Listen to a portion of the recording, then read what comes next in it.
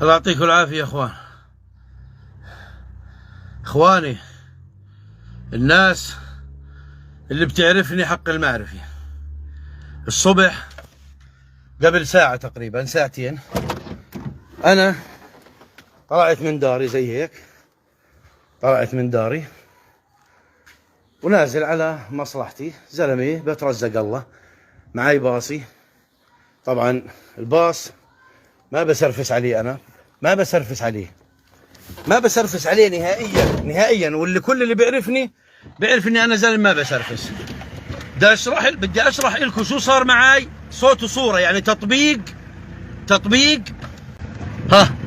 بدي اشرح لكم شو اللي صار معاي حرفيا. الان ما بدي احكي، بدي ارجع اعيد اللي صار معاي مره ثانيه، بدي ارجع اعيد اللي صار معاي تكرار مره اخرى. ما بدي احكي شو صار معي قبل ساعه، بدي ارجع اعيده. الان انا انطلقت زي ما صورت لكم من باب داري، وهي اللي انطلقت رايح.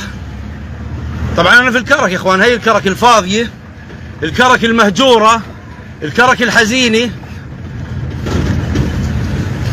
اللي ما بتشوف بس السيارات موقفه الا في الشارع الرئيسي هذا بس، يعني كم من سياره بس يا اخوان. هسه وانا نازل طبعا كيس الليمون هذا يا اخوان، هجاي كيس الليمون هذا حقه 40 دينار. هي المخالفة، هي المخالفة، شايفين المخالفة؟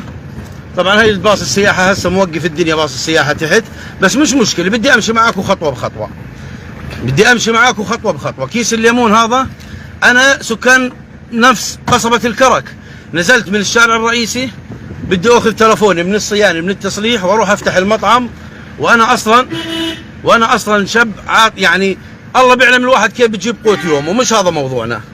الان كيس الليمون هذا في شاب ببيع ليمون على الطريق، هي وانا نازل الشارع الرئيسي، بس اعطيته دينار، بقول له اعطيني كيس الليمون، هات اعطيني كيس الليمون هذا. اعطاني اياه، رقيب السير واقف لتحت شويه بس، وانا ماشي وهيك السيارات موقفات. كيفك حبيبي؟ السيارات موقفات اصلا، يعني السير موقف. بس نزلت وصلت رقيب السير قال لي صف على اليمين، صفيت على اليمين، خالفني في 40 دينار.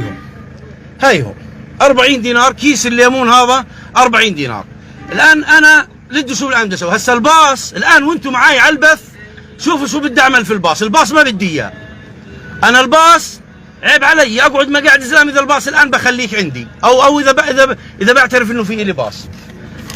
فما اسيت له، اخذت المخالفه ورحت. بس بقول له بكل احترام، بقول له يا رجل بالله عليك الدنيا رمضان وكمان يومين العيد، بالله عليك في مواطن اردني يا زلمه، الموظف يا زلمه، انتوا عسكر قاعدين بتطالبوا في تاجيل البنوك، انتوا عسكر قاعدين بتطالبوا في تاجيل البنوك، في تاجيل الاقساط. انت مواطن اردني بتخالفه قبل العيد في يومين عشان ما وقفت وانا ماشي على الشارع اشتري كيس ليمون يطلع علي 40 دينار. طب ما انا كنت منزل على صفحتي بالناشد رئيس قسم السير، بنقول له بالناشدك في الله خلي الشباب اللي في مدينة الكرك، الشباب المحترمين اللي هم ابناء عمنا وعيال عمنا وقرايبنا واخواننا، يعني يحاولوا يخففوا على المواطنين، لانه الكرك هيك ضيقة، هيك الكرك تهجرت سياحيا، هيك الكرك مدمرة. الان يا اخوان انا بدي انتوا على البث هذا الباص الان انا اقول لك مسامح فيه لوجه الله تعالى، ما بدي باص الان، ما بدي باص. انا ريقي نشفت. هي كيس اللي اشتريت من عنده الليمون تحت يا اخوان، وما سأت، ولغايه اللحظه هاي قلت انتوا يا رجل، انا زلمي سكان الكرك، انا ما بسرفس. واللي خان يا اخواني اللي بيعرفني، هذا الباص جايبه لشغلي، انا زلمي بشتغل في عزل الاسطح، زلمي في رقبه عيلي، زلمي عاطل عن العمل، قاعدين بالله من هان ومن هانا. الباص منتهي ترخيصه على عيني وراسي، منتهي له 7 شهور 6 شهور ما على عيني وراسي، تشمطني 4 بنود. واصلا انا لو ما وقفت اخذ الليمون انت مش مداري عني ولا شيء، وما وقفت اصلا. زي هيك هي الازمه يا اخوان، زي ما هي ماشي هيك اسئل.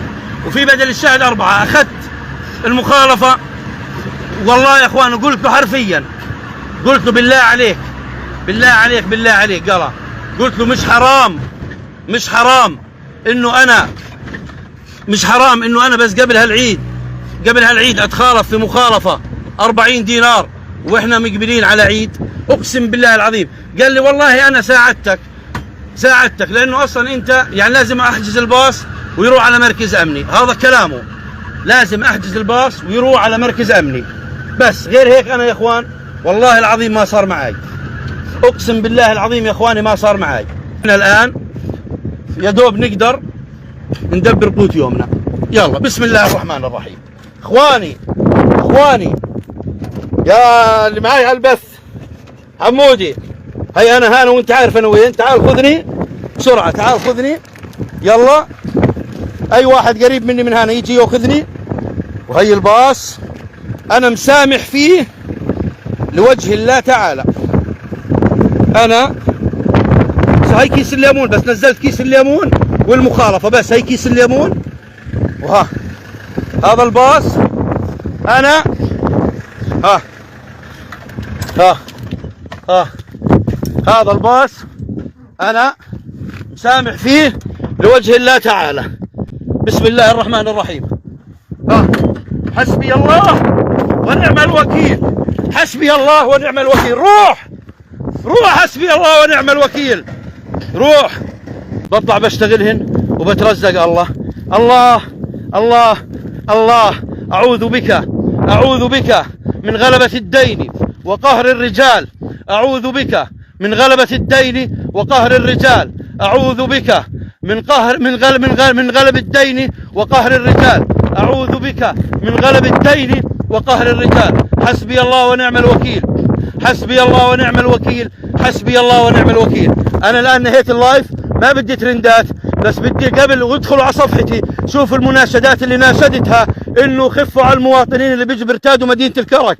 احنا ابناء الكرك تعبنا، انا زلمي فاتح لي مطعم، مصلحة بتسبب منها انا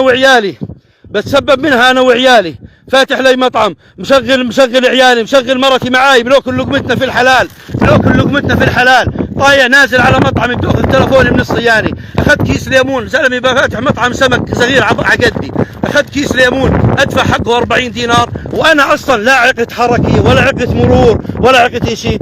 اعوذ بك يا الله، اسمع صدى صوتي يا الله. أعوذ بك من غلب الدين وقهر الرجال، أعوذ بك يا الله. حسبي الله ونعم الوكيل، وحسبي الله ونعم الوكيل.